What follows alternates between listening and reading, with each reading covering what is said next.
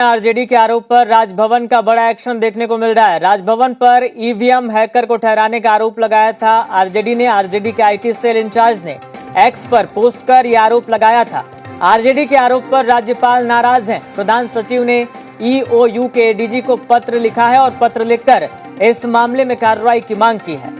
राजभवन के आदेश पर ईओयू ने एफआईआर भी दर्ज कर लिया। लालू प्रसाद यादव एंड फैमिली की मुश्किलें लगातार बढ़ती चली जा रही है और अब तो लालू प्रसाद यादव की पार्टी आरजेडी पर राजभवन के आदेश के बाद यानी कि बिहार के राज्यपाल राजेंद्र विश्वनाथ आर्लेकर के आदेश के बाद आर्थिक अपराध इकाई ने प्राथमिकी दर्ज कर ली है। और इसी के साथ तेजस्वी यादव की पार्टी, लालू प्रसाद यादव की पार्टी आरजेडी की मुश्किलें लगातार बढ़ती चली जा रही है। एक तरफ जहां लैंड फॉर जॉब स्कैम में दिल्ली की राउंड एवेन्यू कोर्ट ने सीबीआई को फटकार लगाते हुए 7 जून तक अंतिम चार्जशीट दाखिल करने का निर्देश जारी कर दिया है, वहीं अब राज्यपाल के एक्शन के बाद लालू प्रसाद यादव की मुश्किलें लगातार बढ़ती चली जा रही है। और इस 3 से 5 मिनट की रिपोर्ट में हम तमाम बातें आपको बताने जा रहे हैं।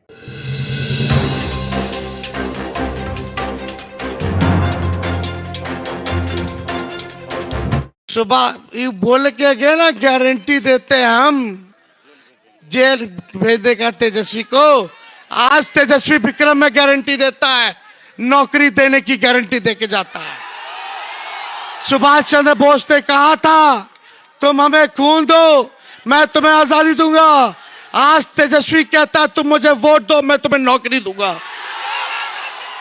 जब तेजस्वी 5 लाख नौकरी दिया तो अगड़ो जात के दिया, पिछड़ो जात के दिया, मुसलमान भाई के दिया, अति पिछड़ा भाई के दिया, दलित भाई के दिया, पुरुषों को दिया, महिला को भी मिला। मिला कि नहीं मिला? नमस्कार, मैं प्रिंस कुमार सिंह और आप देख रहे हैं पॉजिटिव इंडिया। एक कहावत कही जाती है कि कभी गाड़ी पर नाव तो कभी नाव पर गाड़ी। अब वही कहावत बिहार में चरितार्थ होती हुई दिख रही है। जिस आर्थिक अपराध इकाई पर महागठबंधन सरकार रहते हुए तेजस्वी यादव पर यह आरोप लगा था कि उन्होंने आर्थिक अपराध इकाई का दुरुपयोग करके मनीष कश्यप पर कई सारे केस दर्ज करवा लिए थे।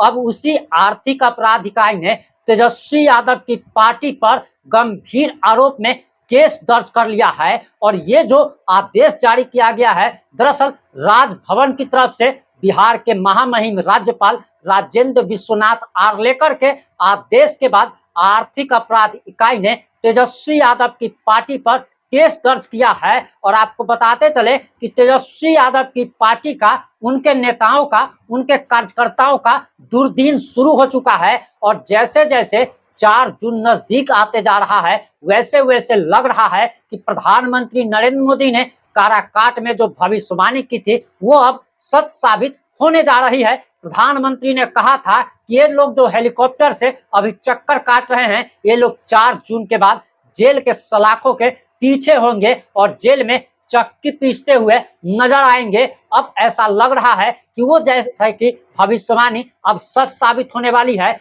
जो रिपोर्ट्स के मुताबिक जो राजभवन से जानकारी निकल के सामने आ रही है, उसके अनुसार बताया जा रहा कि दरअसल राजद ने ईवीएम के साथ साथ राजभवन पर भी गंभीर आरोप लगाए थे। और राजद के IT cell incharge Nitish Kartikeya ने सोशल मीडिया प्लेटफॉर्म एक्स पर पोस्ट कर राजभवन में ईवीएम हैकर्स के ठहरने की बात कही थी। और ये ट्विटर पर ट्वीट किया गया था। इस पर बिहार के राज्यपाल राजेंद्र विश्वनाथ आर्लेकर ने नाराजगी जाहिर करते हुए प्रधान सचिव से प्राप्त आवेदन पर आर्थिक अपराध थाना कांड संख्या 12/24 धारा 171 G/290/153A धारा 125 लोक प्रतिनिधित्व अधिनियम 1951 तथा धारा 66 आईटी एक्ट के तहत कांड दर्ज किया गया है। और इतने सारे कांडों के साथ, इतने सारे धाराओं के साथ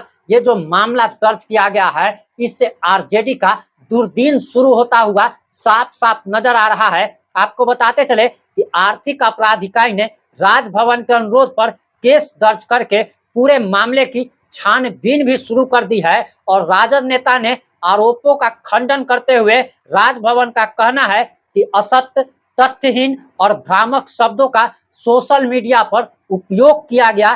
पोस्ट को टेक डाउन कराने के लिए भी कार्रवाई शुरू हो गई है और ट्विटर के मालिक एलन मस्क तक ये बात पहुंचाई गई है कि उस ट्वीट को तत्काल प्रभाव से डिलीट कर दिया जाए। इसके साथ ही साथ राज्यपाल के प्रधान सचिव से प्राप्त आवेदन पर मामला दर्ज हो गया है और राजद नेता नीतीश कार्तिकेय को प्राथमिक अभियुक्त बनाया गया है। इसके साथ ही साथ जांच के लिए एसआईटी का भी गठन कर लिया गया है। आपको बताते चले कि दरअसल नीतीश कार्तिकेय ने अपने पोस्ट में लिखा कि भारत के गृह मंत्री अमित शाह के इशारे पर बिहार के राजभवन में 2 ईवीएम हैकर्स को ठहराया गया है और इसके साथ ही साथ 2 लोगों के नाम भी बताए गए थे और 2 संदिग्ध व्यक्ति जिसका नाम पी कश्यप और डॉक्टर MK भाई है, ये दोनों व्यक्ति राजभवन में ठहरा हुआ है और बिहार के मुख्यमंत्री यहाँ के गृह मंत्री भी हैं। अब ऐसे में नीतीश कुमार जी को जवाब देना चाहिए कि राजभवन में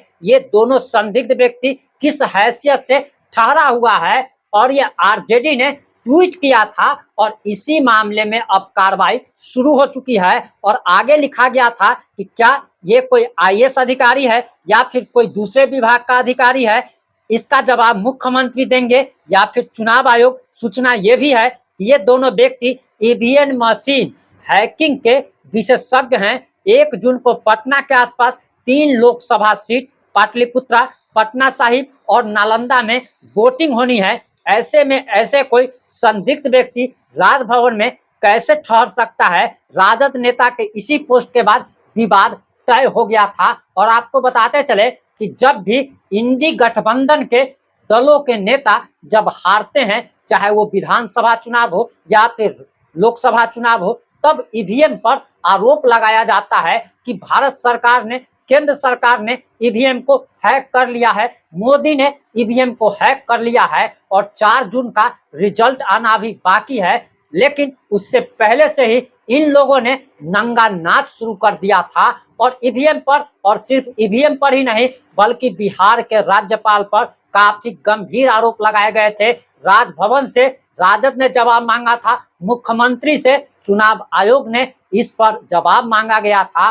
और अब इस पर राज्यपाल के आदेश के बाद कार्रवाई शुरू हो चुकी है। और आपको बताते चले कि लालू प्रसाद यादव की मुश्किलें लगातार कम होने का नाम नहीं ले रही। एक तरफ जहां छपरा हिंसा में उनकी बेटी रोहिणी आचार्य पर कई सारे केस दर्ज हो चुके हैं और रोहिणी आचार्य के जेल जाने की संभावना जताई जा रही है, वहीं आपको बताते चले कि आरजेडी नेता संतोष रेणु यादव की सारण पुलिस ने गिरफ्तारी की थी, जिसे छपरा जेल भेज दिया गया। एक्सपोज मीडिया वाला विकास राज पर भी केस दर्ज हो चुका है और कभी भी उसकी गिरफ्तारी की सूचना आ सकती है। वहीं दिल्ली के राउंड एवेन्यू कोर्ट ने लैंड फॉर जॉब स्कैम मामले में सीबीआई को फटकार लगाते हुए आदेश जारी कर दिया कि 7 जून को किसी भी परिस्थिति में अंतिम चार्जशीट दाखिल करना ही पड़ेगा और 7 जून को ही लालू प्रसाद यादव एवं उनकी पूरी फैमिली के ऊपर इस मामले में सुनवाई होनी है। अभी लालू प्रसाद यादव एंड फैमिली पूरी तरीके से जमानत पर बाहर है और ये लोग जो जमानत पर बाहर हैं, ये लगातार कुछ ना कुछ बता रहे थे, बोल रहे थे